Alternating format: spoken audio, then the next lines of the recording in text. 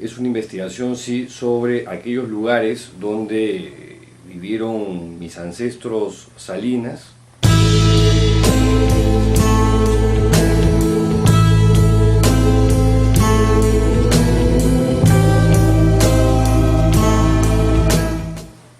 Primero en este pueblo que se llama Torme, que está en Burgos, que queda al norte de España, en la zona montañosa de Burgos, y de ahí vivieron 3 o 4 generaciones de salinas y se mudaron a otro pueblo que se llama Villarcayo, y de ahí saltaron a otro pueblo que se llama Espinosa de los Monteros, siempre en esta zona que se llama las Merindades de Castilla la Vieja, y luego saltaron al Perú, cruzaron el charco y se fueron a vivir a Sayán, al norte chico, frente a Huacho.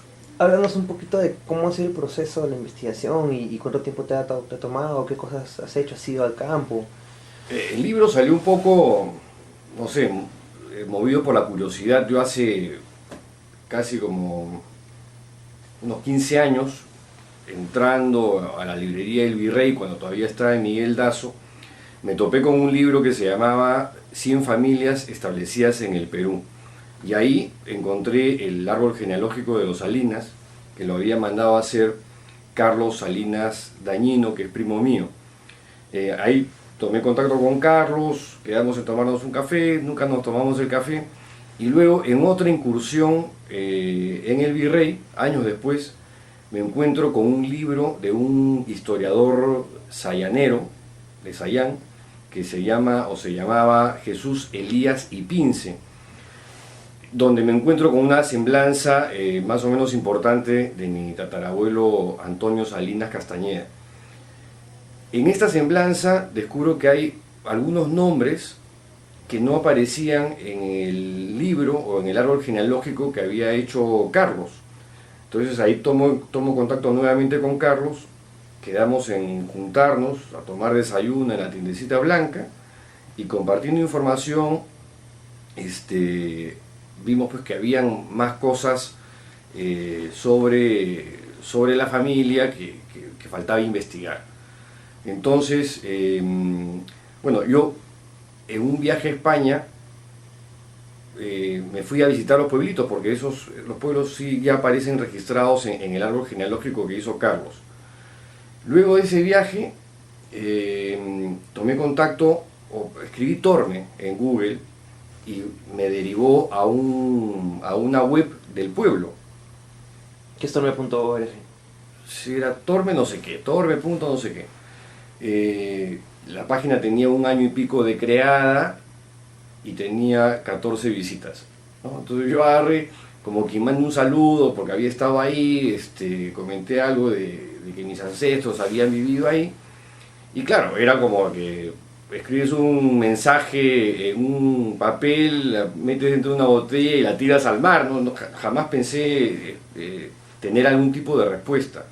Lo cierto es que a la semana o semana y pico me escribe una persona que se llama Pedro María López Andino, que es un señor jubilado de Torme, que vive en Burgos, a 1 hora y pico del pueblo, y nada, y empieza una comunicación epistolar a través del correo electrónico, y resulta que este señor Pedro María López Andino tenía información valiosa para nosotros, tenía documentos, tenía testamentos, tenía un mapa de las propiedades de hacía muchos años atrás de los Salinas. Entonces ahí es cuando, luego de la información que me manda Pedro María López Andino, sale la idea de escribir un libro, una publicación que hable sobre estos Salinas que vivieron en Torme y que luego fueron migrando a otros pueblos hasta que terminaron en el Perú. Okay. Entonces, en esta invitación no ha sido para nada para España, ha sido todo, en cierta forma, con documentos, pero desde acá. No, pero sí estaba en Torme, ¿eh? ¿Ah, sí? Estuve en Torme, estuve en Villarcayo y estuve también en Espinosa de los Monteros. Solamente que cuando hice ese viaje y me fui a estos pueblos, no tenía toda la información que luego me alcanzó Pedro María López Andino. Tan es así que hay una casa, que es la que aparece en la portada del libro, y es la casa en la que vivieron 3 y hasta 4 generaciones de Salinas antes de abandonar Torme e irse a Villarcayo y de ahí a Espinosa de los Monteros.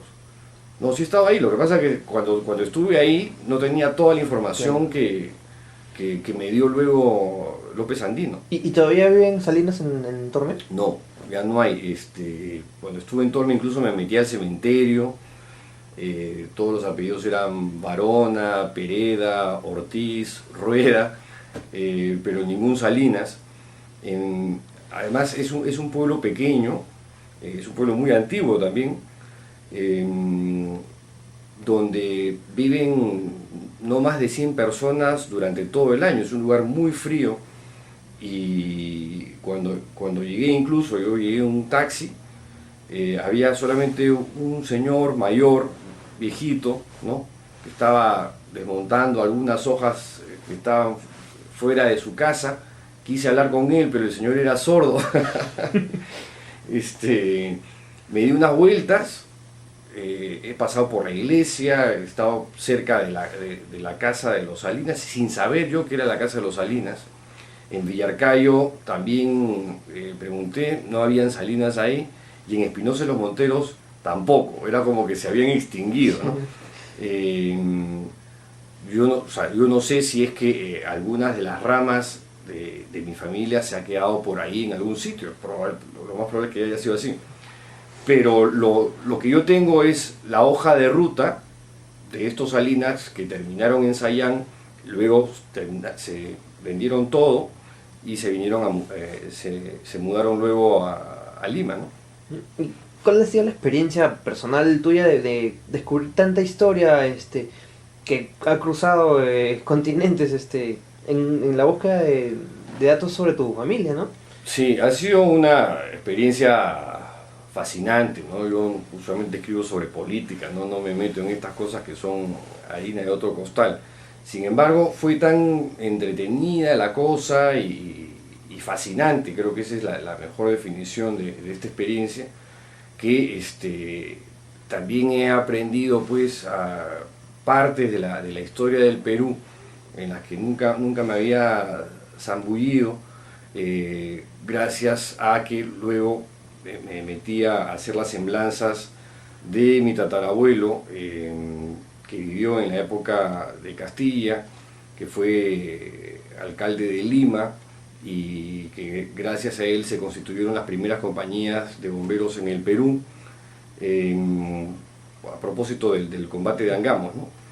Él era justo alcalde encargado en ese momento y reclutó como voluntarios a la comunidad de italianos en Lima, a los franceses, y él mismo creó una compañía de bomberos en la municipalidad.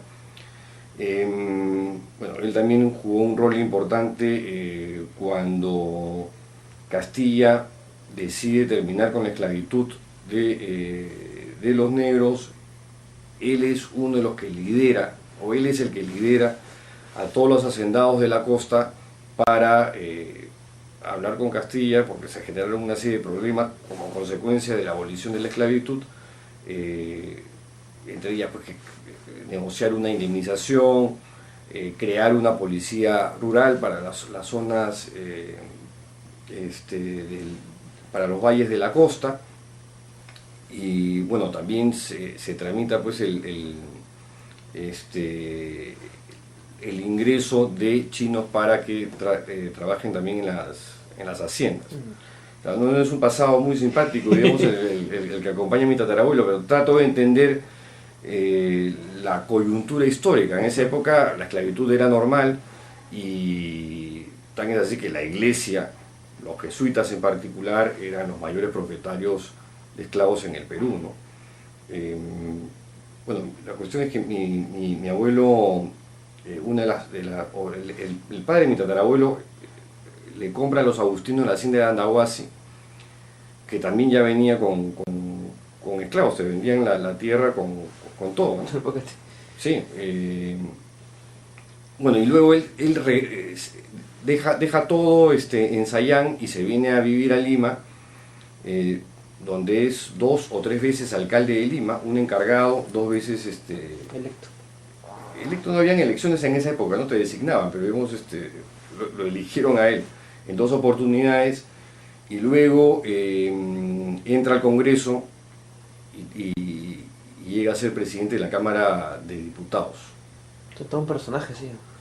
Sí, todo un personaje que yo he ido descubriendo, pues leyendo Basadre, leyendo algunos libros sobre esclavitud que se han escrito.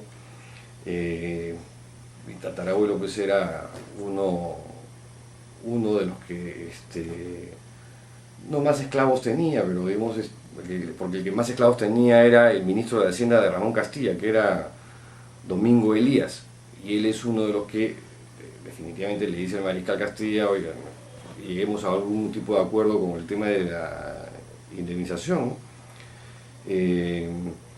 Bueno, y después hay otras semblanzas que también me han entusiasmado bastante escribir, como la de Andrés Aramburu Salinas, que fue el fundador de la revista Mundial, que es una de las revistas predecesoras o madre o abuela de las actuales caretas, ¿no?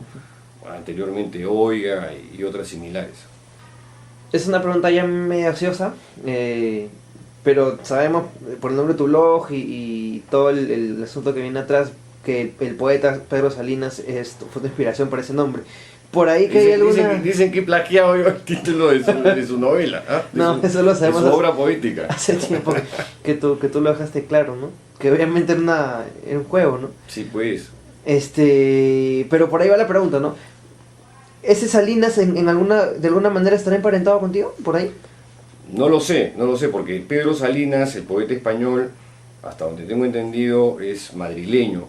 Y Salinas tiene pues una serie de variantes. En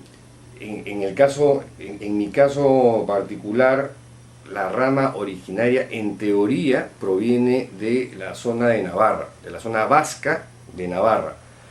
Yo no sé de qué parte viene o proviene el Pedro Salinas, poeta español. Sería bacán, ¿no? que estuviéramos ligados consanguíneamente.